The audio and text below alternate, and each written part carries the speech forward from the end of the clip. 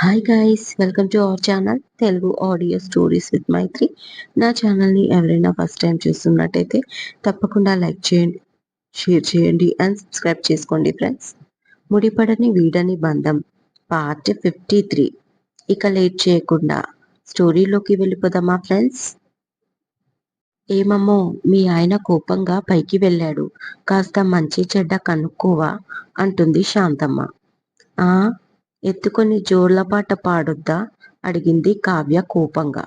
మొగుడు పెళ్ళాలు అన్నాక పాటలు పాడుతారో, ఆటలే ఆడుతారో, ఇంకేమైనా చేస్తారో మీ ఇష్టం, మధ్యలో మాకెందుకు అంటుంది శాంతమ్మ. అవును మరి, మీ మనవడు చేసిన దానికి అదొక్కటే తక్కువైంది నాకు అంటూ నిద్రలోంచి లేచిన బాబుని ఎత్తుకుంది కావ్య. ఇంట్లో పెద్దదానివి అన్న మాటే కాని పొద్దున లేచిన నుంచి ఫోన్లో అమ్మలక్కల ముచ్చట్లు, ఇంట్లో పని వాళ్ళపైన అరుపులు, సాయంత్రం అయితే సీరియల్ చూడడం, ఇదొక్కటేనా? ఇంట్లో ఎవరు ఎలా ఉంటున్నారు, ఎవరి ప్రవర్తన ఎలా ఉంది అని కనిపెట్టుకొని ఉండాలని తెలీదా అని అడిగింది కోపంగా కావ్య. ఇది మరీ బాగుంది. నన్నంటావే? నా వయసు అయిపోయింది. ఇల్లు పొమ్మంటుంది, కాటి రమ్మంటుంది. మీ అత్తలను అను, ఇంట్లో పెత్తనమంతా వాళ్ళదేగా అంటుంది శాంతమ్మ. మరి నువ్వేం చేస్తున్నావు? ఇంట్లో బురకా వేసుకొని కూర్చుంటున్నావా? ఆ నందన నీ మనవడిని ప్రేమిస్తున్నాను, పెళ్లి చేసుకుంటాను అంటుంది. అప్పుడు నీ నోట్లోంచి ఒక్క మాట కూడా రావట్లేదు. అంటే నేను రాకపోతే దాన్ని కట్ట పెడదామనే కదా మీ ప్లాన్ అరుస్తుంది కావ్య. బాబు కోసం అప్పుడే కిందికి వచ్చిన కళ్యాణ్ ఆ మాట విని ఆగిపోయాడు. ఆవిడ గారు శాండ్విచ్ చేస్తేనే ఈయన గారు తింటారంట, ఈయన గారు డ్రాప్ చేస్తేనే ఆవిడ గారు ఆఫీస్కి వెళ్తారంట. నా ముందే హొయలు పోతుంది. ఎంత కోపం వస్తుందో తెలుసా అవన్నీ చూస్తుంటే? కానీ ఇవేవీ మీకు కనిపించడం లేదా? ఇన్ని రోజులు కళ్ళు మూసుకొని కూర్చున్నారా మీరు? ఇంకాస్త కోపంగా అరిచింది కావ్య. కళ్యాణ్ కి ఆశ్చర్యంగా ఉంది. కావ్యలో మరో కోణం ఇన్నాళ్లకు కనపడింది. సో వచ్చినప్పటి నుంచి నా పైన ఓ కన్నేసి ఉంచిందన్నమాట అనుకుంటూ వింటున్నాడు తన మాటల్ని. ఎలాగో 2 పెళ్ళిళ్ళు అయ్యాయి, బాగుపడలేదు. మూడో పెళ్లి చేసేద్దాం అనుకున్నారేమో. నేను వచ్చినందుకు అది ఎంత బాధపడుతుందో చూస్తున్నారు కదా. అయినా ఒక్క మాట కూడా మీ నోట్లోంచి రావట్లేదు అంటుంది కావ్య. అది కాదే, అది ఎప్పుడూ లేనిది అలా మాట్లాడుతుంటే మాకు ఆశ్చర్యంగా ఉంది. దానికి నా మనవడి పైన అంత మనసుందని మాకేం తెలుసు అంటుంది శాంతమ్మ. మరేం తెలుసు? ఉత్త పుణ్యానికి అమాయకుల పైన అరవడం, దౌర్జన్యం చేయడం మాత్రమే తెలుసు నీకు, నీ మనవడికి. వాళ్ళు అంత దగ్గరయ్యారు అంటే మీరిచ్చిన చనువు వల్లే కదా ఇదంతా అంటుంది కావ్య. అవునే, మేం కరెక్ట్ గా లేము. మరి నువ్వు కరెక్ట్ గా ఉన్నావు కదా, నువ్వేం చేస్తున్నావు అని అడిగింది శాంతమ్మ. అంటే అని అడుగుతుంది కావ్య. నువ్వొచ్చాక కూడా అది వాడి పైన మనసు పడింది, ఆశ పెంచుకుంది అంటే కారణం నువ్వే కదా అంటుంది శాంతమ్మ. నేనేం చేశాను ఆశ్చర్యంగా అడిగింది కావ్య. ఇంకేం చెయ్యాలి? నువ్వు వచ్చినప్పటి నుంచి నువ్వొక రూమ్లో వాడొక రూమ్లో. మొగుడు పెళ్ళాలు అన్నాక ఎన్ని గొడవలు అయినా సరే అది గది వరకే పరిమితం అవ్వాలి. నలుగురికి తెలిసేలాగా బహిరంగంగా గొడవ పడినా, దూరంగా ఉన్నా మూడో వాళ్ళకి ఇలాగే అవకాశం దొరుకుతుంది. అర్థమైందా? ఇప్పటికైనా నోరు కాదు, కళ్ళు తెరువు. ఇంకో విషయం, ఆ పిల్లకు కొంచెం నెత్తి రోగం ఉందని ఇంట్లో ఎవరు దాని గురించి పెద్దగా పట్టించుకోలేదు. అంతే తప్ప ఏ రోజు నీ గురించి తప్పుగా, తక్కువ చేసి మేము ఆలోచించలేదు, మాట్లాడలేదు. వాడికి మళ్ళీ పెళ్లి చేయాలన్న ఆలోచన మాకు రాలేదు. నువ్వుండగా వాడికి మళ్ళీ పెళ్ళా? అదెలా కుదురుతుంది? నీకంటే మంచి పిల్ల వాడికి దొరుకుతుందా? మా సంగతి సరే, తప్పే చేశాము. కానీ నాతో అన్న మాట వాడి ముందు అనమాకు. చాలా బాధపడతాడు. వాడు ఎప్పుడు నీ గురించే ఆలోచించేవాడు. నువ్వు వెళ్ళాక 10 రోజులకు 15 రోజులకు మేము ఒక్కసారి వాడి ముఖం చూసేవాళ్ళం. ఎప్పుడు చూసినా ఆఫీస్ ఆఫీస్ అంటూ కంపెనీ చుట్టూ తిరిగేవాడు. నువ్వు వచ్చాకే కాస్త ఇంటి పట్టున ఉంటున్నాడు. అలాంటిది వేరే అమ్మాయి గురించి ఆలోచిస్తాడా చెప్పు? నీ పిచ్చి ఆలోచనలు కట్టిపెట్టు. వాడి మనసులో నీకు తప్ప వేరే వాళ్లకు చోటు లేదు. అర్థం చేసుకో. నువ్వేది చెప్తే అదే ఇంట్లో జరుగుతుంది. నీ స్థానం అలాంటిది. అర్థమైందా? అంటుంది శాంతమ్మ. తను ఏదో మాట్లాడేలోగా కళ్యాణ్ వస్తాడు. అతన్ని చూడగానే కావ్య కాస్త తడబడుతుంది. బాబు నవ్వుతూ డడ్డా అంటూ చేతులు అందిస్తాడు. కావ్యనే సూటిగా చూస్తూ బాబుని తీసుకుని వెళ్ళిపోతాడు కళ్యాణ్. ఏంటి ఇలా చూస్తున్నాడు? విన్నాడా ఏంటి నా మాటలు అని? అంతలోనే వింటే వినని నాకేమైనా భయమా అనుకుంటూ బాబుకు ఫుడ్ తీసుకొని పన్నమ్మాయిని బాబుని ఇవ్వమని పంపిస్తుంది పైకి. కాసేపటికి మిమ్మల్నే రమ్మంటున్నాడు మేడం అని వచ్చి చెప్తుంది పనమ్మాయి. బాబుని దగ్గర చేసి తప్పు చేశాను, ఆడుకుంటున్నారు నాతో ఇద్దరు అని తిట్టుకుంటూ ఫుడ్ తీసుకొని పైకి వెళ్తుంది కావ్య. పైన బాల్కనీలో బాబుని ఎత్తుకొని అటు ఇటు తిరుగుతూ ఉంటాడు కళ్యాణ్. మమ్మ మమ్మ అని పిలుస్తాడు కావ్యని చూడగానే బాబు. వాడికి తీసుకొని వాడికి ఫుడ్ తినిపిస్తుంది కావ్య. ముద్ద పెట్టుకుని వెంటనే కళ్యాణ్ పైకి జంప్ చేస్తాడు. ఇక అలాగే తినిపించడం స్టార్ట్ చేస్తుంది. కోపం వచ్చిందా నా పైన అడుగుతాడు కళ్యాణ్. నాకెందుకు మీ పైన కోపం అంటుంది కావ్య. అవునా, థ్యాంక్ యూ, నన్ను ప్రేమిస్తున్నందుకు. ఐ లవ్ యూ అంటాడు. మిమ్మల్ని నేను ఎందుకు ప్రేమిస్తాను? మళ్ళీ కోపంగా అడుగుతుంది. కోపం లేకపోతే ప్రేమిస్తున్నట్టే కదా అంటాడు ఇరిటేట్ చేస్తూ. అని ఎవరు చెప్పారు అని అడుగుతుంది కావ్య. ఎవరు ఎందుకు చెప్తారు, నేనే చెప్తున్నాను అన్నాడు కళ్యాణ్. అదేం లేదు, మీ పైన కోపం కాదు కదా, ఎలాంటి ఫీలింగ్ లేదు. అనవసరంగా నా నుంచి ఎక్స్పెక్ట్ చేయకండి అంటుంది. నా మీద ఎలాంటి ఫీలింగ్ లేదంటే మరి నానమ్మతోటి ఎందుకు గొడవ పడుతున్నావు అని అడగగానే తడబడుతూ అది మీ విషయం కాదులే అంటుంది బాబుకు తినిపించడం కంప్లీట్ చేసి. మరి ఎవరి విషయం అని అడుగుతాడు కళ్యాణ్. ఇంట్లో ముగ్గురు అంటే మరో ఇద్దరు మగపిల్లలు ఉన్నారు కదా, వాళ్ళ గురించి. పరాయి అమ్మాయి ఇంట్లో తీసుకొచ్చి ఎందుకు పెట్టావు అని అడిగాను. అది విని మీరేదో ఊహించుకోకండి అంటుంది కావ్య. అంతేనా అని అడిగాడు సూటిగా చూస్తూ. అంతే. అయినా ఇవాళ కొత్తగా మీ మీద ప్రేమ పుట్టడానికి నేనేం టీనేజ్ అమ్మాయిని కాదు. ఏదో మామయ్య కోసం వచ్చాను. ఆయన రికవరీ అవ్వగానే నా బాబుని తీసుకొని వెళ్ళిపోతాను.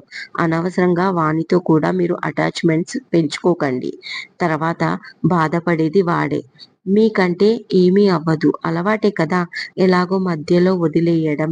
నేను తట్టుకున్నట్టుగా వాడు తట్టుకోవాలి కదా అంటుంది కావ్య సీరియస్గా. అయితే నాకు వాడికి సంబంధం లేదన్నమాట అన్నాడు కళ్యాణ్. లేదు, వాడు నా కొడుకు. ఎన్నిసార్లు చెప్పించుకుంటావు అని వెనుతిరగగానే తన చేయి గట్టిగా పట్టుకున్నాడు. వదులు కళ్యాణ్ అంటుంది కొంచెం సైడ్కి తిరిగి. వదలను, చెప్పాను కదా, ఒక్కసారి చేయి పట్టుకుంటే ఎప్పటికీ వదలను అని అంటాడు కళ్యాణ్. సాధారణంగా మీరు మాట మీద ఉండరు కదా అంటుంది వెటకారంగా కావ్య. నిన్ను నువ్వు నిరూపించుకున్నావు కావ్య. నీలో ఏ తప్పు లేదు, నీ ప్రేమలో తప్పు లేదని. నాకు కూడా నిరూపించుకునే టైం రావాలి. అప్పుడు చూపిస్తాను నేను మాట మీద ఉంటానో లేనో అని, నా ప్రేమలో నిజం ఉందో లేదో అని అంటూ మెల్లిగా కావ్య హ్యాండ్ వదులుతాడు కళ్యాణ్. అతని మాటలు విని వాటి గురించి ఆలోచిస్తూ కిందికి వచ్చేస్తుంది కావ్య. నందనకి హాస్పిటల్లో అన్ని టెస్టులు స్కానింగ్లు జరుగుతాయి. అది డిపార్ట్మెంట్ ఆధ్వర్యంలో. 2 డేస్లో రిపోర్ట్స్ వచ్చేస్తాయి. నేరుగా డిపార్ట్మెంట్ వాళ్ళకి అందుతాయి అని డాక్టర్ చెప్తాడు. ఇంకో 2 డేస్ వెయిట్ చేయాలి అనుకుంటూ అవుట్ హౌస్కి వచ్చేస్తారు నందన ఫ్యామిలీ. చలపతి వాకింగ్ చేస్తూ వెళ్ళి కనుక్కుంటాడు. అన్ని విషయాలు చెప్తారు వాళ్ళు. తర్వాత చందులాల్ చలపతి మాటల్లో పడతారు. బాల్కనీలో ఉన్న కళ్యాణ్ని విండో నుంచి చూసిన నందన ఇక ఆగలేక పరిగెత్తుకుంటూ వస్తుంది వాళ్ళ మాటలు విని. బాబు వాటర్ చూపిస్తాడు తాగించమని కళ్యాణ్కి. అవి చల్లగా ఉండడంతో మమ్మీ దగ్గర తీసుకుందాం అని కళ్యాణ్ బాబుని ఎత్తుకొని కిందికి వస్తాడు. కావ్య ఎక్కడున్నావు, వీనికి వాటర్ కావాలంట అంటూ. కావ్య వాడికి కాచి చల్లార్చిన వాటర్ తాగిస్తుంది. వాడు వాటర్ తాగగానే కావ్య దగ్గరికి వస్తాడు. దాంతో కళ్యాణ్ని పిలుస్తాడు డడ్డా అని. మరి రా అని కళ్యాణ్ రాగానే దగ్గరికి జంప్ చేస్తాడు. వెంటనే కావ్య గ్లాస్ తీసుకొని వెళ్తుంటే మమ్మ అని పిలుస్తాడు. ఏంటి నాటకాలు ఎక్కువయ్యాయి నీకు అంటూ తన రూంలోకి వెళ్ళిపోతుంది కావ్య. కళ్యాణ్ బాబుని ఎత్తుకొని వస్తాడు కావ్య దగ్గరికి. మమ్మ మమ్మ అని గట్టిగా అరుస్తాడు విని. ఏంటి నాన్న అంటుంది. బాలు అంటాడు. లేవ్, వెళ్ళి పడుకో అంటుంది. మళ్ళీ మమ్మ మమ్మ అని పిలుస్తాడు. కావ్య బాబుని తీసుకుంటుంది. కళ్యాణ్ వరకు ఉండడంతో బాయ్ చెప్పి వెళ్తుంటే డడ్డా అని పిలుస్తాడు. వదిలి వెళ్ళడం ఇష్టం లేకపోవడంతో ఏంటి నాన్న అంటాడు బెడ్ పై కూర్చొని. వెంటనే కావ్యపై తల పెట్టుకొని పడుకొని తన కాళ్ళు తీసి కళ్యాణ్ పైన వేసి ఆడుకుంటాడు నవ్వుతూ బాబు. వాడి అటెన్షన్ వాడు ఇద్దరితో ఆడుకోవాలని అన్నట్టుగా ఉంది. అది అర్థమై వాళ్ళు కాసేపు అలాగే కూర్చుంటారు. వాడిని ఆడిస్తూ కళ్యాణ్ వాడి పాదాలపై కిస్ చేస్తాడు. దానికి వాడు గట్టిగా నవ్వుతాడు. ఆ తర్వాత కళ్యాణ్ పడుకొని బాబుని తన పైన వేసుకుంటాడు. తన గడ్డంతో బాబుకి మెడ చెంపలపై రాస్తుంటే కితకితలు వచ్చి వాడు గట్టి గట్టిగా నవ్వుతూ ఆడుకుంటాడు డడ్డా డడ్డా అంటూ. అంతలో కళ్యాణ్ కళ్యాణ్ అని బయటి నుంచి గట్టిగా వినిపిస్తుంది నందన వాయిస్. అది గుర్తుపట్టి అందరూ కంగారుగా బయటికి వస్తారు. కావ్య, కళ్యాణ్ కూడా ఏం జరిగిందో అని. కళ్యాణ్ని చూడగానే నందన, నువ్వు నన్ను పెళ్లి చేసుకుంటావా చేసుకోవా అని అడుగుతుంది కోపంగా. నీకు పిచ్చి పట్టిందా, ఏం మాట్లాడుతున్నావు నువ్వు అని అడుగుతాడు కళ్యాణ్. నీకు అర్థమయ్యేలాగే మాట్లాడుతున్నాను. నేను నిన్ను ప్రేమిస్తున్నాను. నీ భార్యలాగా నిన్ను వదిలేసి ఎప్పటికీ వెళ్ళను. ప్లీజ్ నా మాట నమ్ము, నన్ను పెళ్లి చేసుకో అంటూ రెండు చేతులు పట్టుకొని ఏడుస్తుంది నందన. అప్పటికే తన తల్లి తండ్రి అన్నయ్య వచ్చేశారు. తను ఎందుకు ఇక్కడికి వచ్చిందో అని. ఆ మాట వినగానే హీరకి కోపం వచ్చి ఒకే ఒక చెంపదెబ్బ లాగి కొడతాడు. దాంతో తను నేలపై పడిపోతుంది. అయ్యో, ఆడపిల్ల పైన చెయ్యి చేసుకోవద్దు బాబు అంటుంది శాంతమ్మ.